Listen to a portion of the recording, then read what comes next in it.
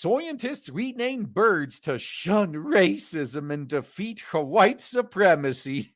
Legit, that's the title. Dozens of birds to be renamed in efforts to shun racism and make Soyents more diverse. This is why no one's going to take these organizations seriously. Oh my goodness, you think that was from the Bee, but no, we are over at not the Bee in very real clown world. The Washington Compost has a more stoic headline that mirrors the leftist groupthink. Dozens of bird names honoring enslavers and racists will be changed. The American Ornithological Society says it alter the names of North American birds named after humans, starting with up to 80 of them. People actually pay this rag money to read stupid shit like this. Okay. Everyone's got their, you can spend your money however you want, I guess. Just don't spend it consuming the stuff that you then complain about. The Washington Compost notes, with the great glee, I'm sure the American Ornithological Association is going to be renaming dozens of birds because they were named after racists and slaveholders. The group is no longer going to let birds be named after people at all, but there's a special focus on ridding the names of certain people. I can understand going forward, maybe having a new naming standard, but going back and renaming shit that's been referred to a certain way for fucking centuries, that's just fucking stupid. The groups that prioritize birds whose names trace to enslavers, white supremacists, and robbers of indigenous graves among the most famous birders in the U.S. in U.S. history. John James Audubon.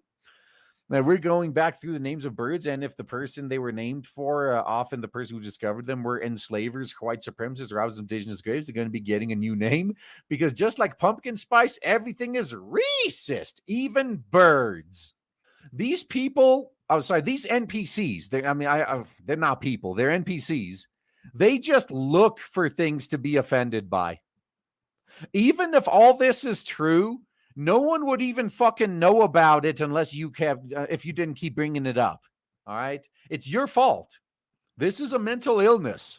There's power in the name, and some English bird names have associations in the past that continue to be exclusionary and harmful today. That's just going to make sure that you're being exclusionary towards reasonable people when you do shit like this. We need a much more inclusive and engaging scientific process that focuses attention on the unique features and beauty of the birds themselves. These people are probably fans of the cuckoo bird. Reminds them of their bulls. Yes, when I think scientific process, I think will be the most inclusive and engaging way to name this discovery. Don't we all? Like, man, we did an entire 3 years in high school just dedicated to that one specific topic. It's so important. There are 80 names they want to change. Right now, the Soy Society is working on putting together a committee in charge of changing the names from people names to descriptive names. So as long as the tits are left alone, I think we might be fine. And I'm sure it'll be the most diverse and inclusive group to ever exist.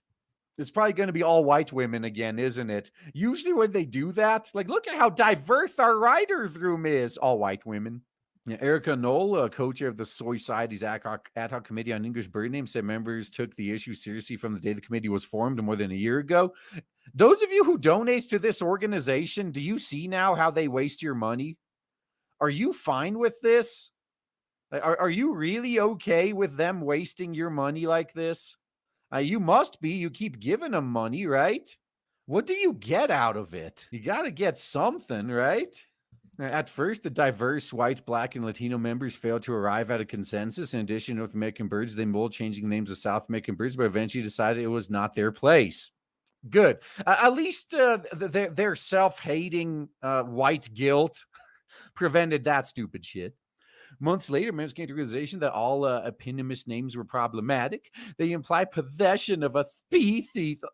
Why are these wastes of oxygen even kept on the payroll? No, seriously, why? This makes no sense. These people have nothing to do all day but bitch about semantics and language. They're overwhelming from a particular time in the social fabric, and almost all white men, few women's, and women's were almost all first names. Our main goal is to increase the bird watching public. Oh, you're not going to do. When I see shit like this, that just tells me, oh, this is an organization I want nothing to do with. And they've been on this for 3 years and finally came to a decision.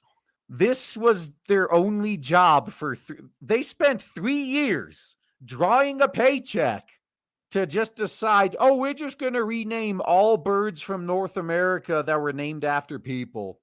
So at first they're going to just rename the birds named by racists, but then they noticed they're almost all named after white people. Ew. The birds named for Audubon and other famous birders who chronicled the animals of North America will be renamed after by a bunch of woke buffoons who are triggered at the thought of acknowledging the accomplishments of people born centuries before them in a different time. Well, a lot of that is jealousy as well. They know damn well they will never accomplish even a fraction of what these other people did in their lives, and that really gets to them. Like, this is the only way they can think of to make their mark on history, their skid mark anyway.